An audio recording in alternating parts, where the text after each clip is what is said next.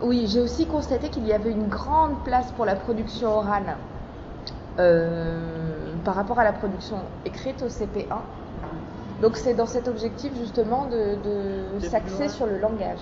Oui, de vouloir faire parler les enfants pendant longtemps, qu'ils s'initient à la parole et ça leur permettrait facilement de s'exprimer. L'acquisition de la langue.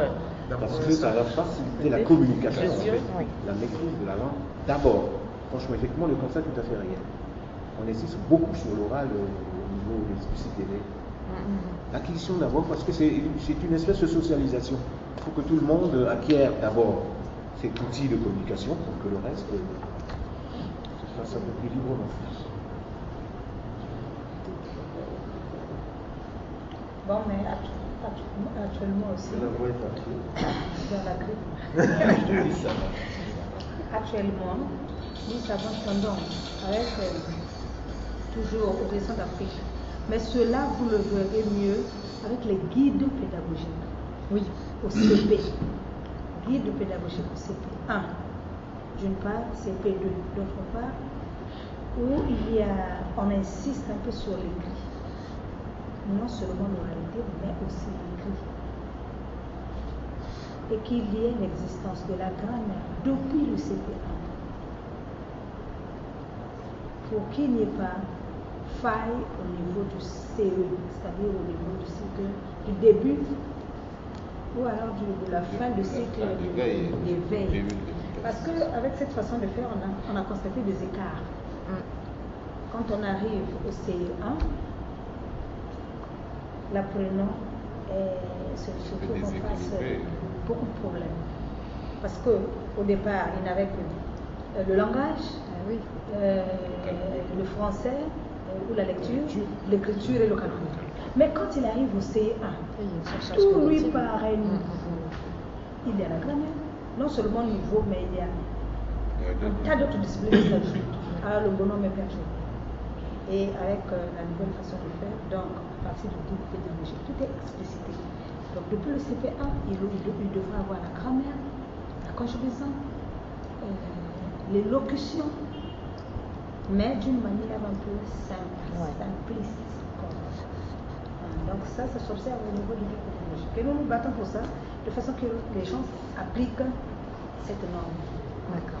Pour que les apprenants soient plus ou moins. On dit que, voilà, alors oui, ça c'est quelque chose que j'ai trouvé.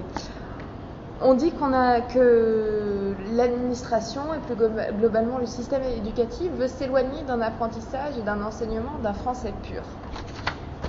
On abandonne l'idée du fait que le français pur ne sera pas finalement acquis au bout de la scolarité. Donc, ce qui est une conséquence des 3 français qu'on trouve en Afrique. Alors moi, je me suis demandé pourquoi est-ce que au cycle d'éveil, on accordait autant d'importance au respect du rythme et à la prononciation, qui sont des objectifs à part entière. Non, mais je crois que malgré tout, il faut insister sur ces choses. Même si, comme vous dites, il faut quand même malgré tout donner à l'enfant ce qui doit être fait.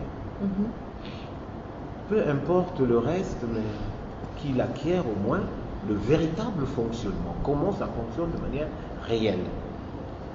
Et c'est là qu'intervient certainement la bigrammaire en question. En plus de ce qu'on lui dit, la langue française doit fonctionner comme ceci, c'est tout à fait normal qu'il acquiert ce comportement. Maintenant, dans la pratique, il se mêle justement des problèmes purement que soulève la bigrammaire. Sa prononciation lui aurait l'influence de ma langue, ça c'est sûr. Oui, non, bien sûr. Quand vous entendez parler le West africain, le français des West africains, c'est du français West Af. Pourtant, ils ont appris justement que ici, il faut prononcer comme ceci. Mais il y a forcément une influence. Mais cela ne doit pas empêcher qu'on leur dise voici ce qu'il faut. Parce que les problèmes de prononciation et d'intonation dans le rythme ne gênent en rien la compréhension. Absolument. Non. Donc, je crois que c'est ça gêne un peu. Ça gêne un peu. Vous voyez le cas de nos amis de la RDC. Chez eux, le U est prononcé comme le. Mais en France, des fois, on ne se comprend pas. Un Breton ne comprend pas un Marseillais. Voilà. Non, mais là où il y a U, il te dit I. Tu vois, ça change un peu de compréhension. Oui, Je ça prends peut, le cas du manioc, par exemple. Il dit manioc. Ça te donne l'idée même de 10 manioc. Ah oui. Hein? Donc, il faut insister là-dessus pour que l'enfant ait le sens réel de ce qu'il doit prononcer. De toute façon, Marie, même le français marseillais. Oui. Quand vous entendez parler marseillais, tu vois comment il insiste là. Oui. Moi j'ai du mal à comprendre le français. Ah mais moi non marseillais. plus, je comprends pas. Donc vous comprenez qu'il y a forcément la prononciation influence quand même la compréhension de notre langue. C'est sûr. Mais cela n'exclut pas le fait que de dire à l'enfant, non, voici comment ça doit se faire. Oui, non, bien sûr. C'est comment ça doit se faire. Ça c'est, on ne peut pas ne pas la le logique dire. quand même d'apprentissage est là. Surtout avec les influences actuelles, les jeunes gens ne parlent plus ce français-là. Non, bien sûr. Moi, je me rappelle quand on a parlé le français, notre français à Paris, ils disent mais il est trop académique votre français. C'est pourtant, nous sommes en train de, c'est entre nous, mais c'est trop académique. C'est du livre. Mais nous, c'est la vieille école. Hein. Nous sommes de la vieille école. Alors, nous appliquons effectivement ce qu'on nous a demandé de faire. Nous sommes obligés. Alors, c'est resté en nous, mais devant les Français que vous êtes, apparemment, on nous le reproche. Un peu. On pense que c'est trop bien fait, quoi. Oui, vous savez, au départ, voilà. C'est-à-dire que c'était une pratique un peu de nos enseignants du primaire. Leur problème était simplement un problème de déchiffrage. Or, la lecture, vous savez bien que la lecture, c'est un problème de sens. Voyez.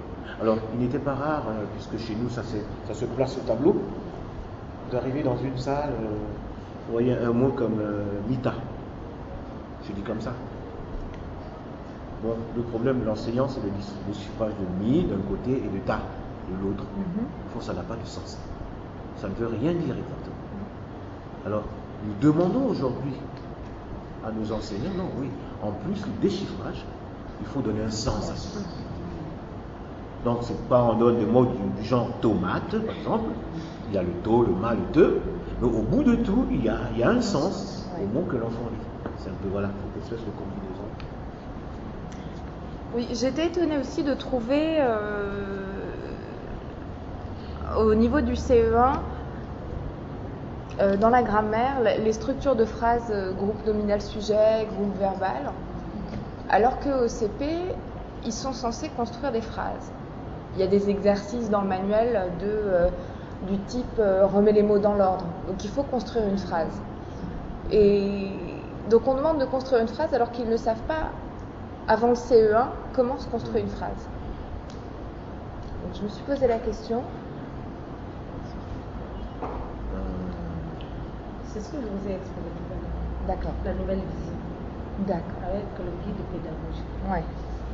C'est-à-dire la grammaire doit partir du CP. Tout à fait. D'abord à l'oral, puis à l'écrit. Une initiation purement embryonnaire. Hein? Vraiment. Parce que je ne sais pas si vous avez vu un peu les façons des phrases très souples. Oui. Très souples. Simple.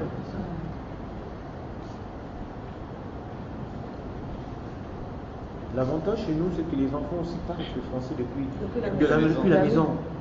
Donc, sans même savoir que c'est le verbe, il sait quand même que ça vient après le mot. Hein. Non, bien donc, sûr. de manière tout à fait automatique. Voilà, merci.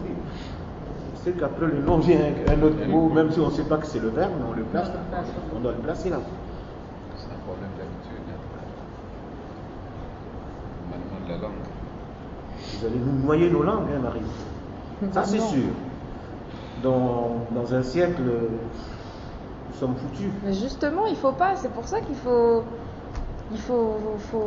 mettre en avant les langues nationales. C'est la richesse d'un pays. C'est super important. C'est un combat. Tout à fait, il faut. C'est un combat. Peut-être qu'avec votre sinon, génération, on est les choses noyés. vont être vues autrement. Bah oui. Et puis la francophonie vient tout mettre à terre Oui, aussi. ouais, c'est vrai. Pendant que nous faisons des efforts, la francophonie tire par le bas. Ouais. Quoique le projet de Bigrammaire, c'est la francophonie qui le... Oui, mais je crois que c'est assez compliqué comme situation. On fait semblant de faire, en réalité on ne Ouais. peut pas. On tire vers le bas. C'est succès.